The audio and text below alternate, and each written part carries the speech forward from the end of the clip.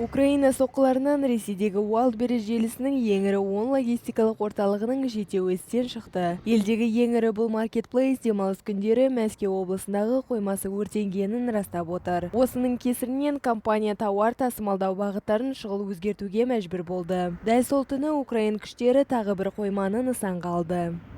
Начался эвакуация, я сразу побежал на этот, как сказать, раздевалку, собрал свои вещи. Во сколько это случилось? Ну, 3 часа ночи. Шілде айынан бері Украина жүргізген шабуылдардың нәтижесінде Wildberries компаниясының 10 ірі логистикалық хабының жетеуі қатардан шықты. Жалпы алғанда компанияның 20-ға жуық нысанына соққы берілген. Киев бұл маркетплейсті ресейлік армияға дрон бөлшектері мен навигациялық құрылғылар жеткізіп отырғаны үшін нысанаға алғанын мәлімдеді. Бұл шабуылдар Украина әскерінің Ресейге соққы бере алатынын дәлелдеді. Сонымен бірге майданның басталғанына 4,5 жылға жуықтағанда Мәскеуге түсетін қысымды арттыра түсті.